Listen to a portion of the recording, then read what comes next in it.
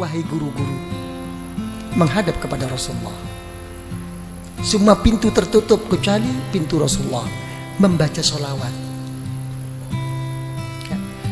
Kebesaran Rasulullah dengan kita membaca sholawat ke Rasulullah, walau riaan, walaupun kita riak, ada maksud lain, karena melihat kebesaran Rasulullah dengan membaca sholawat akan diterima oleh Allah. Sampai Al-Imam Ar-Ramli dan Imam Ibnu Hajar dipertanyakan oleh seorang murid, bagaimana buat saya wahai guru, dengan begitu banyak dosa yang saya kerjakan, banyak kesalahan-kesalahan, yang baik buat saya itu apa? Membaca istighfar apa sholawat? Dijawab, yang lebih baik baca sholawat. Sedangkan secara logika, kamu tuh banyak dosa, ingin diampuni dosanya, mestinya membaca istighfar. Ini tidak. Istighfar kamu itu yahtaju ila asfi istighfarin. Istighfar kamu itu masih memerlukan 1000 kali istighfar. Belum tentu kamu istighfar kepada Allah. Makanya setengah ba'dul aulia, setengah wali tidak berani membaca astaghfirullahaladzim alladzi la ilaha illahu. Enggak berani. Saya mohon ampun. Betulkah kamu mohon ampun? Jangan-jangan habis ini kamu nanti suka lagi melecehkan Allah, kamu istihza. Enggak berani. Yang ada itu tidak mohon ampun, tapi Rabbighfirli, ampuni saya ya Allah, ampuni. Saya enggak mohon kayak saya ini orang pandai-pandai aja mengaku mohon ampun. Emang betulkah kamu? Sampai begitu akhlaknya. Ini ba'dil auliya. Tapi tetap kelas tinggi lagi wali, dibimbingnya oleh ulama thariqah. Tetap kamu harus mohon ampun kepada Allah, astaghfirullahalazim. Tapi bagaimana guru? Tapi kamu sandarnya bukan di situ. Bukan bersandar kamu mau pandai-pandai diri sungguh-sungguh mohon ampun kepada Allah. Kenyataannya kamu tidak kok. Tapi kalau kamu baca astaghfirullahalazim, kamu larikan kepada Rasulullah SAW. Kenapa? Karena Rasulullah membimbing saya menggunakan kalimah ini. Minta dukungan Rasulullah. Ini ikut. Okay, you understand? Ya, ikut. Karena itu dijawab oleh para ulama, baca sholawat. Kenapa? Karena kamu kalau sholawat sudah berKKN dengan Rasulullah Sallallahu Alaihi Wasallam, ya kan? Sejelek-jelek saya wahai Rasulullah, engkau tidak akan bisa mengingkari bahwa saya walaupun bagaimana termasuk umatmu wahai Rasulullah. Enak kan? Sholawat. Sampai ulama mengatakan, sealim bagaimanapun, engkau bisa membaca kitab bagaimanapun, dan engkau kerjakan di kitab itu doa-doa, diberi pahala oleh Allah, tapi tidak akan mendapatkan rahasia dan nur daripada Allah kecuali sholawat. Jadi orang thariqah itu mencari rahasia dan nur yang terselip di dalamnya. Jadi sholawat itu ngikut. Begitu sudah mengikut sholawat, dibanguni semua guru-guru, digiringnya, diarahkan untuk bersama-sama menuntun kita ke Rasulullah dengan membaca sholawat. Kita ikut Rasulullah. Alam nashrah laka sadrak. Coba, wahai Muhammad, apakah belum melapangkan hatimu? Sudah wahai Allah. Coba kita juga begitu akan menjawab, alam nashrah laka sadrak. Nanti waktu khususi, iya ya Allah, seperti engkau melapangkan Nabi Muhammad, lapangkanlah hati saya ya Allah. Gitu, manja. Orang thariqat itu manja, tapi sesudah istiqomah, nggak istiqomah kok manja. Gitu. Alam nashrah laka sadrak wa wada'na. Apakah saya tidak telah meletakkan mengampuni dosamu wahai Rasulullah? Iya ya Allah. Saya juga deh ya Allah, saya juga. Gitu orang thariqat, saya juga deh. Ikutin deh, udah ngumpul nih. Begitu. Allazi anqadha telah sudah nggak mampu, sudah patah semua ini kemampuan kita. Ya, alam nashrah laka sadrak wa wada'na anka wizrak alladhi anqadha dhahrak wa rafa'na. Wahai Muhammad, apakah saya tidak telah mengangkat sebutan-sebutanmu? Kalau ada la ilaha illallah mesti ada Muhammadur Rasulullah, ya kan? Kalau sampai Nabiullah Adam, ya kan, bisa berwasilah kepadamu dengan melihat setiap apapun yang di aras, yang di surga, nampak nama Allah, mesti ada nama Nabi Muhammad. Saya lebih khusus, wahai Rasulullah, angkatlah saya. Tapi namanya hidup, walaupun bagaimana akan menghadapi suatu kegoncangan dalam kehidupan. Betul apa tidak? Diulang 2 kali di ayat ini, innama ala usri yusra, innama ala usri, sampai 2 kali. Sesungguhnya, percayalah yang mantap sama Allah. Sudahlah, sesudahnya ada sesuatu kesusahan, kerepotan, mesti ada jalan keluar. Sampai 2 kali. Ini menunjukkan bahwa kita ini mudah goyah. Gimana? Telah berhasil apa tidak perjuangannya ini? Yai, kok kalau dilihat-lihat kok innama al usri yusra, innama al usri yusra. Saya kok nggak pernah yusra, kok usri terus ini, ya apa ini? Karena saya jadi usri jadi usrak terus. Ngusrak terus saya ini. Ayo ngomong. Ya, gimana kok sampai tidak berhasil semua ini? Ya, zaman dulu semuanya serba mudah, kita susah. Sekarang kok kenyataannya seperti ini Indonesia. Ini makin susah apa makin gimana ini kesempatan? Saya nggak ngomong soal susah, makin ada kesempatan nggak kita ini mau masuk ini? Nah, urusan apapun, bisnis apapun. Coba ngomong. Nggak bisa menjawab. Ya, sekarang kita ini kayak main apa? Nopo? Kartu nopo, cara bahasa Inggris apa itu? Gambling.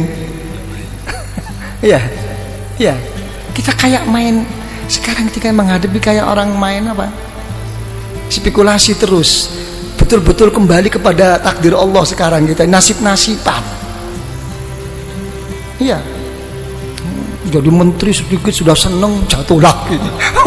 Kan bingung kita ini. Ayo ngomong kalau udah begini.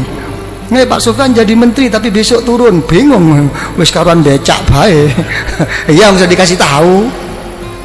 Iya. Ini gambling ya kita ini ya, main terus ini kita. Nah, coba ya apa kalau udah begini? Hah? Tidak pasti.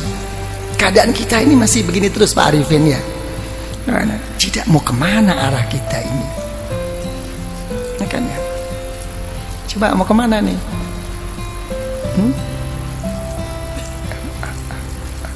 Ya, sama Allah sih sabar. Sama Allah itu nerima. Sing gawe ruwet iki sing bang gregetno. Mau tak peting bae rasane itu. Lah, ini permasalahannya. Kalau saya sih dalam menghadapi masalah ini, saya lihat dalam suatu hadis riwayat Imam Al-Muwatta, ya, dalam kitab Muwatta Al-Imam Malik radhiyallahu anhu itu mengatakan, ada satu hadis, kalau Allah Ta'ala itu menyintai seseorang, akan diberi ujian oleh Allah. Enak enggak kira-kira ini? Hah? Apa? Yang enteng loh. Enteng gak enteng itu bukan masalahnya, hatinya. Sesuatu yang gak bisa dibuat enteng itu kalau sudah menyangkut amanat, tanggung jawab kepada umat. Selain itu terserah hati, dibuat enteng apa dibuat abot. Ayo ngomong. Nah, ya, diberi ujian oleh Allah tentang dirinya, tentang keluarganya, tentang bisnisnya, sampai mau meninggal pun keluarnya nafas itu susah, tapi tetap ingat Allah. Begitu di akhirat, masuk liang kubur, dijemput oleh orang-orang yang soleh, dibawanya menghadap kepada Allah, bertanya, wahai Allah, saya tidak punya ilmu, ibadah saya kurang, saya juga sering mengerjakan dosa, kok tiba-tiba saya sampai di sini, di gimana? Gak ada nerakanya kamu, kemarin udah kamu ambil semua. Oh gitu dong, oke deh. Ya gitu. Tapi sebaliknya, kalau orang itu tidak disukai oleh Allah, diberi satu kelapangan, makin dia berbuat baik, makin diberi kontan oleh Allah di dunia ini. Semuanya cukup, keluarganya oke, kesehatannya oke, sampai mau meninggal pun lapang, lancar, tertipu semua orang sekelilingnya, seakan-akan ka'annahuhu, itulah orang yang baik. Tapi begitu sudah sampai di sisi Allah, masuk neraka kamu. Oh, saya punya sesuatu, saya dulu habis, surga kamu udah kamu ambil kemarin. Jadi kita jangan tertipu ya, dengan kadang-kadang gimana nih yai, zikir pun sampai mau patah leher nih, kok enggak lancar-lancar. Ya kan, kok begini-begini, kenapa? Itu sih orang nggak pernah sembahyang, oke-oke aja nih, hotelnya makin tinggi, ini ikut yai kok tambah begini nih, gimana nih? Wah, gua mau cari guru lain deh. Wah, iki mulai main dukun. Ini banyak yang begitu itu. Betul apa tidak? Inilah. Ya, jangan dilihat zahir, jangan. Gitu kan, itu ini yang ini jadi ini. Itu sudah ada, Rasulullah sallallahu alaihi wasallam itu sudah mengatakan ad-dunya jannatul kafir. Ya, memang dunia itu surganya orang yang nggak beriman, tapi nerakanya orang ahli neraka, orang ahli iman. Satu tempo itu cucu daripada cucu Rasulullah Sallallahu Alaihi Wasallam begitu hebatnya, gagahnya, naik kuda. Kalau sekarang mungkin naik Mercy begitu. Ada orang kafir protes, wahai cucu Rasulullah, sudah tidak sesuai lagi perkataan datuk engkau. Kenapa? Datuk engkau mengatakan bahwa dunia ini surganya orang kafir dan nerakanya orang beriman. Kenyataannya saya ini kafir kok melarat, kamu kok malah kaya. Kamu kok enak-enakan. Coba dijawab oleh cucu Rasulullah. Ya, sehebat-hebat saya di dunia ini, kalau dibandingkan besok di surga masih kayak neraka ini. Sesusah-susah kamu di dunia ini masih surga dibandingkan besok di neraka. Langsung masuk Islam. Halo, ayo kon masuk Islam. Kadang-kadang bodoh Islami ngomel, ah gila loh, ngomong aja. Ini loh permasalahannya. Jadi gimana kalau gitu? Ini robitoh, ini hubungan kumpulan ini. Apa yang berhasil? Kita selama ini terlalu terpukau dan selalu dianjurkan oleh orang-orang banyak. Apa yang dianjurkan adalah sabda Rasulullah SAW, man kana akhiru kalamihi la ilaha illallah dakhalal jannah. Siapa yang akhir perkataannya itu la ilaha illallah, masuk surga. Bagaimana orang itu mau ingat la ilaha illallah? Ya, pada saat itu semua setan, iblis datang semua kok. Silahkan kamu jadi orang kiai, jadi orang yang soleh, jadi ini. Yang penting nanti akan meninggal, akakun gude iman kamu. Susah.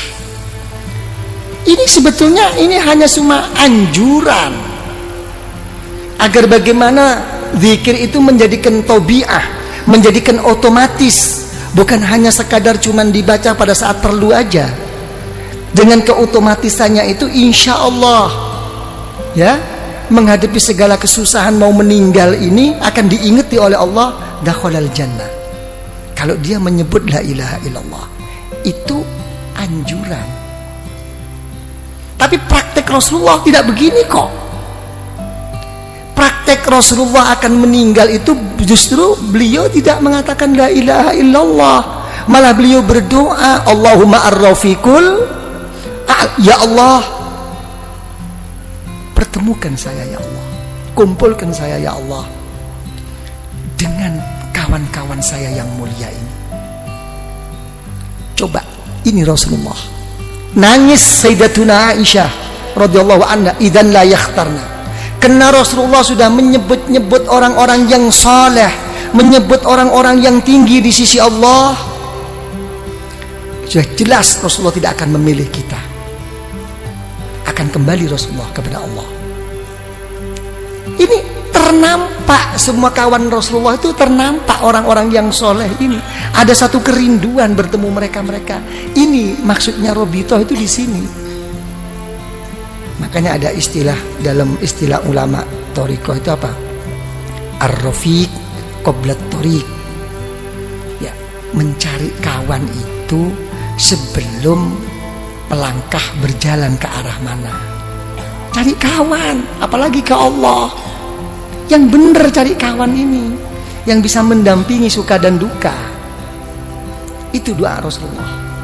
Allahumma ar-rafiqul a'la. Nampak. Jadi kalau orang thariqah, misalnya yang pernah saya saksikan, saya buktikan dengan orang tua saya sendiri, dan orang tua saya juga menceritakan tentang guru-gurunya begitu. Jadi begitu sudah sakit parah, kalau sudah sakit parah, ada orang lewat siapapun kok disebut itu gurunya. Ayah saya juga begitu.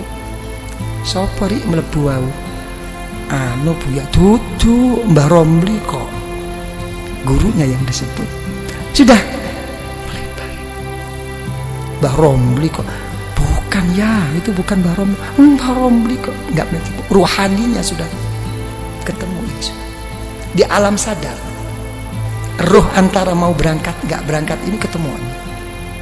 Ini yang dinamakan orang-orang sufia itu yaqadha. Pada saat-saat begini. Jadi ini hubungan thariqah itu di sini, bukan apa namanya? Bukan hal-hal yang lain, sampai mau meninggal pun ada masalah yang begini ini. Karena jadi paham ya? Jadi begitu, innama ala usri yusra. Kalau sudah susah atau seneng, ya lari kepada Allah. Fa idza faragta fansab. Ya, kalau sudah selesai, ayo tetap jungkel loh.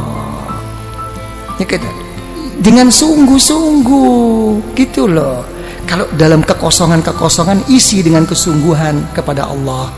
Wa ila rabbika farghab. Ini jawab. Jangan dimentahkan lagi, ini dijawab khusus ini. Ya, kalau sudah begitu baru apa khususi ada Bismillahirrahmanirrahim. Kul wallahu ahad, Allahus somad. Kan begitu ya. Jadi dilarikan apapun wahai ya Allah di dalam kehidupan saya dan pada saat saya meninggal dan sesudah saya meninggal ya Allah, kuatkanlah iman saya. Kul wallahu ahad. Semuanya saya kembalikan kepadamu wahai ya Allah. Ini kunci. Lah, apa kalau kita sudah buka kunci itu cukup? Tidak cukup. Di sini kita digugah lagi oleh guru itu. Kirim Fatihah lagi.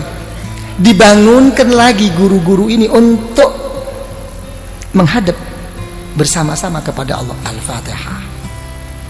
Sudah Al-Fatihah, sholawat lagi. Diajak bersama-sama ke Rasulullah. Ini Rasulullah. Baru ukuran pribadi. Baru apa maumu sekarang? Ditantang oleh guru-guru. Apa maumu? Kamu ngetok-ngetok sama aku terus-terus kayak begini. Apa maumu? Nah, ini pribadi. Mauku ini.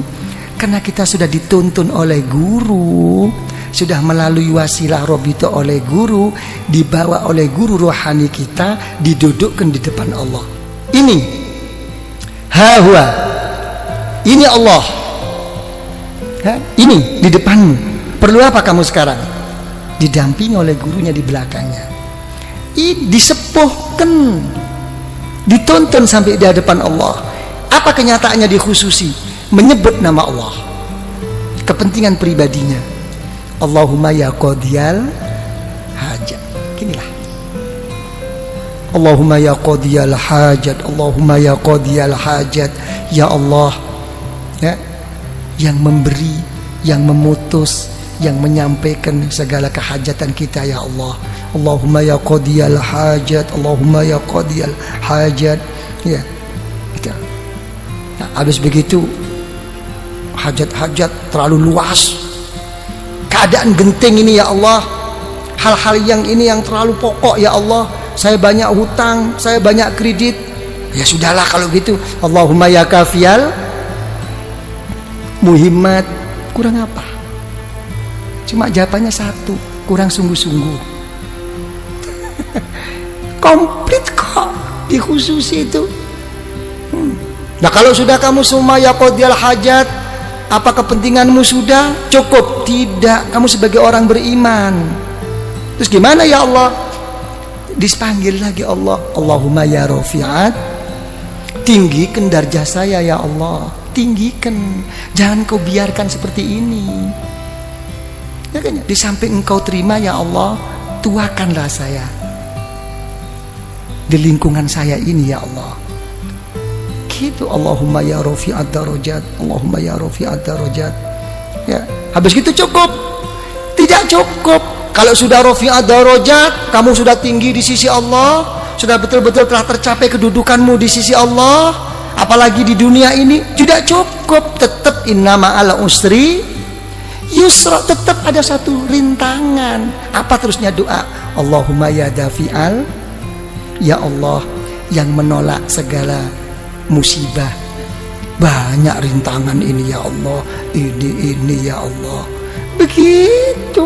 Bukan berarti terus udah sukses, saya sudah beres, ini sudah oke lah semuanya. Nggak mungkin.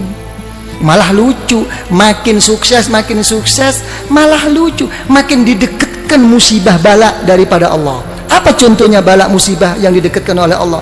Yang merusak kita itu bukan orang jauh, orang yang deket-deket ini. Orang yang munafik sama kita tuh orang-orang yang deket. Hati-hati nih, lagi dan bapak diking kita sudah nggak inget persahabatan, persaudaraan kita dulu waktu kita enak-enak. Begitu ada ini yang ngerokot-ngerokotin tuh ini kroni-kroni yang memang nggak hub fillah wal bughdu fillah, ini nggak selesai. Tapi apa kita putus asa? Tidak, diteruskan doa dalam khususi. Allahumma ya muhillal, ya Allah yang menguraikan, yang membuka, yang melapangkan segala kemuskilan, segala keruatan, segala yang tidak lancar. Dipanggil lagi ini, ya Allah problem saya. Kalau sudah gitu mau apa kamu? Ya berilah ya Allah. Secara khusus baru. Tadi secara umum Allahumma ya qadiyal hajat, Allahumma ya kafiyal muhimmat. Sekarang kamu sudah menghadapi satu rintangan, memanggil-manggil saya, kata Allah dengan titel saya ya dafi al baliyat, ya muhilal muskilat. Secara khusus Allahumma ya mujibat. Itulah ya Allah, inilah ya Allah yang membuat saya ini ya Allah, masalah ini diarahkan lagi. Sudah cukup? Nggak cukup. Artinya nggak cukup itu uang, namanya kita ini manusia. Makanya orang thariqah itu tidak pernah meminta sesuatu ya, yang kelas tinggi, dan tidak pernah menolak sesuatu dari Allah. Yang ditekankan di dalam hatinya itu hanya satu, bal nas'alul afiyah, saya minta perlindungan. Bukan berarti hal begini ini tidak minta, mendahulukan perlindungan. Saya minta ini, saya mau ini, pokok disertai perlindunganmu ya Allah. Ini dulu lancar semua, oke semua, ya kan ya. Apa perlindungan? Allahumma ya syafial amrod, sembuhkan saya. Walaupun tidak berhasil, pokoknya waras. Mek wis waras kabeh, cukup nggak cukup. Kita selalu ingin Allahumma ya arhamar, ingin dirahmati. Kalau kita nggak dirahmati oleh Allah, mau pakai resep apa sekarang? Dunia sudah terbalik. Ra'a ma'rufan munkar wa munkaran ma'rufa. Zaman sekarang itu begini kok. Yang baik dianggap buruk, yang buruk pokoknya mengikuti kepentingan. Minta rahmat daripada Allah, baru sholawat lagi ya ta. Rasulullah diketok lagi, agak macet Rasulullah. Doa saya ini kok kayaknya ego banget. Allahumma sholli ala sayyidina Muhammad an-nabiyil ummi. Coba yang dipakai itu titel Rasulullah an-nabiyil ummi, nabi yang buta huruf. Lain kalau buta hurufnya Rasulullah begini, buta hurufnya kita ngeblak. Nah gitu kan. Tapi tetap ini menunjukkan apa? Kebesaran Rasulullah dan menunjukkan kebodohan kita. Titel Rasulullah yang buta huruf. Engkau buta huruf wahai Rasulullah kayak begitu. Nah, saya kan lebih buta huruf, mestinya lebih dikasihani dong. Jadi ke sana arahnya itu. Kita wis manja-manja diri Pak Arifin. Udah baca sholawat? Cukup, tidak cukup. Secara khusus saya punya jalur ya. Syekh Abdul Khaliq Al-Ghazdawani dipanggilnya, Syekh Abdul Qadir Al-Jailani radhiyallahu anhu dipanggilnya dengan Fatihah ya. Sudah sholawat lagi.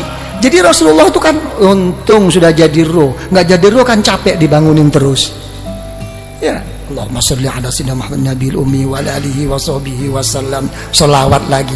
Habis begitu diberi suatu doa pemungkas, pemasrahan diri kepada Allah. Hasbunallah wa ni'mal wakil. Sampai dalam satu hadis Rasulullah SAW, siapa yang membaca ini jangan lagi sungguh walaupun bohong. Yang orang membaca hasbunallahu la ilaha illahu alaihi tawakkaltu wa huwa rabbul arsyil azim. Baca 7 kali sehabis sholat subuh dengan habis sholat asar. Walaupun bohong akan didengarkan dan diterima oleh Allah. Karena memang susahnya untuk kita mau mengambil semuanya itu dipasrahkan ke Allah. Pokoknya nggak tahu deh ya Allah, apa yang saya minta mau di depan tadi nggak tahu deh apa kata Allah deh.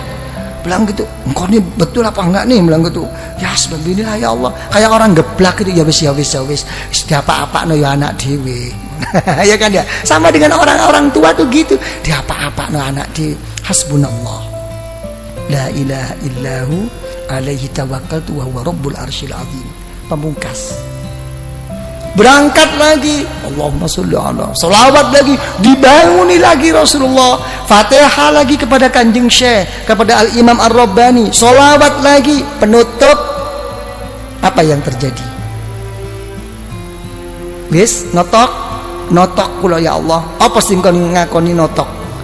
Ono Pak Arifin. Apa? Sudah sampai di puncaknya? Iya. Apa puncakmu? La haula wa la quwwata illa billahil aliyil azim. Yes? Memang betul-betul kamu udah gak punya daya kekuatan? Iya. Terus mau apa sekarang? Kamu menghadap kepada Allah. Dipanggilnya Rasulullah, sholawat lagi. Habis gitu sholawat, ayo secara khusus. Kalau kamu sudah bersih dengan dari pengakuan-pengakuanmu, baru diem, tawajuh, nunduk. Itu khususi. Nunduk secara pribadi. Nggih ya Allah, ini ya Allah, ini. Ditutup dengan pembuka agar semuanya jadi terbuka langsung kepada Allah dengan Al-Fatihah. Sholawat lagi. Habis sholawat lagi, udah habis. Oh, udah sampai di situ tahapanmu di dalam menghadap kepada Allah. Oke, mari kamu manja. Ya Latif, ya Latif, ya Latif ya. Dari manjanya kita ini kadang-kadang nggak jelas ya Latifnya tuh tip tip tip tip tip. ya tip tip tip tip ya Latif, ya Latif, ya Latif, ya Latif, ya Latif ya. Ya Latif, ya Latif, ya Latif, ya Latif. Manja. Allah Ta'ala yang maha pengasih dan penyayang. Allah Ta'ala yang maha lembut. Sampai doanya bi khofil kal khofi. memang saya begini posisi saya ya Allah, serba kurang, serba apa, tapi tolong ya Allah, mesti ada dong, sekecil-kecil apapun rasa kasih sayangmu untuk saya kan, berikan dong, kurang ngopo. Nah, ini khususi. Habis gitu Fatihah lagi, ya kan, sholawat lagi, habis sholawat baru menghadap secara khusus, jangan panjang-panjang, menghadirkan keagungan Allah dengan melalui apa kekurangan dirinya. Diam, saya tidak bisa apa-apa ya Allah, saya tidak bisa matur, ilmumu ya Allah lebih daripada pematurku, daripada ungkapanku, daripada pengakuanku. Ilmumu telah mengetahui keadaan saya sekarang ya Allah. Dekatkan. Melalui apa? Dengan rahmat, kebesaran Allah di dalam rahmatnya dan pengampunannya. Selesai. Jangan ingat dosa waktu itu, udah berangkat aja. Oke? Nah, itu baru Fatihah selesai. Terus coba gimana? Ada yang perlu diperkembangkan? Kenapa? Jeding. Oke. Coba kenapa ya? Ya, jangan lupa nanti baca apa? Hasbunallah, la ilaha illahu alaihi tawakkaltu wa huwa rabbul arsyil azim. Itu pokok itu. Coba kenapa yang perlu dianukan? Kanca Madura. Dan kanca Madura kamu saja, dan nggak dikasih tahu kemarin ya, kok nggak ada muncul anak-anak di mana kana, dan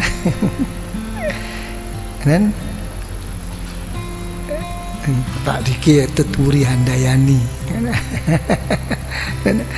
kenapa Pak hilang semua? Hilang ya. Nanti kalau saya pulang aja diinget-inget, datang sendiri. Ya, kenapa? Ya enak, tapi juga harus ke situ gitu. Ya, rasanya belum ke situ, coba tetap harus ke situ gitu. Ya, jangan nunggu Pak Arifin, jangan nunggu harus begini.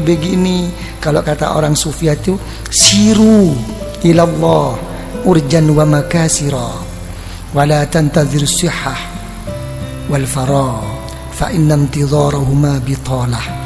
Kalau kepada Allah itu pincang-pincang, pecah-pecah, kurang-kurang, berangkat saja. Berangkat. Jangan nunggu sehat, jangan nunggu sempat. Masih repot yai, ini nggih pun kula trimo repote, muga-muga tambah repot ben gak teko. Enggak bisa. Jadi nikmat kesempatan itu nikmat besar. Jangan menunggu. Kalau orang itu menunggu sehat ya, dan menunggu kesempatan dalam berangkat kepada Allah, tidak akan mendapatkan. Nanti akan datang lagi, akan begitu lagi. Enggak tahu. Kayaknya semua kesusahan itu diajak komunikasi mau berangkat itu. Sampai pinggangnya pun ditanyakan, gimana Gang, mau berangkat enggak? Kayaknya kok agak kaku ini, enggak jadi kok. Jangan urusan besi tuanya, urusan pinggangnya juga begitu. Kanca Madura kamah, ayo ngocak. Derem ngocak. Nah, ini hal-hal begini ini kayak kanca kawan-kawan Madura ini hati-hati. Kenapa saya katakan hati-hati? Begini ya, ini ngomong tentang niat. Semua itu kata Rasulullah SAW, ila ma hajaru ilaih. Semua itu akan kembali kepada hijrahnya. Kalau orang itu hijrahnya itu walaupun ke Mekah dan berdampingan dengan Baitullah, ya. Kalau memang kesananya itu memang lebih menonjol dan kuat untuk cari kerja, kurang kesungguhannya. Gitu. Jadi orang-orang Madura yang datang ke sini itu untuk bekerja itu butuh niat super ekstra. Gitu kan. Karena berangkatnya itu sudah ke sana arahnya itu. Berangkat dari Madura, Tangki, Kak Kantone Kalako. Ini mau sampai ini merupakan satu halangan, nggak jadi memang. Mendingan orang penduduk sini. Kalau penduduk sini kena males. Tapi kalau orang yang memang niatnya itu begitu, bukan males, karena sudah terdinding, mencari alasan. Dan itu untuk dipertahankan agar diterima, mencari pembenaran. Maka nuang kerteker selok dateng Tangki. Biasanya orang-orang yang diajak kepada Allah tidak mau datang dengan alasan macam-macam. Tolong dibuktikan, betulkah dia itu sibuk? Kalau dia itu betul-betul udzur sibuk, pada saat acara yang akan datang, pasti akan datang, diberi pertolongan oleh Allah. Tapi kalau dia nggak betul-betul sibuk, kena males, lihat paling nggak keng toju aroko. Dan berikutnya akan begitu terus. Dan untuk memberangkatkan itu susah. Dia hanya mempunyai i'tikad. Untuk menjadi orang yang berangkat itu susah. Dan itu hafal, begitu itu udah pembawaan. Saya nggak akan coba tuh lagi, mana eman. Tangki dan kadang wah, itu kiai ini loh dia, ada kiai ini boleh. Dia ni hak lah cukup beri lah temu kiai ni. Aduh, swarga kebekop cukup kan. Tangki saya nggak. Jadi untuk orang ikhwan thariqah sangat-sangat tidak layak. Bukan masalah salah, bener. Coba Pak Arifin apa? Jadi jangan tunggu, yang penting berangkat. Nah, gitu Pak Arifin ya. Dan ada kemauan.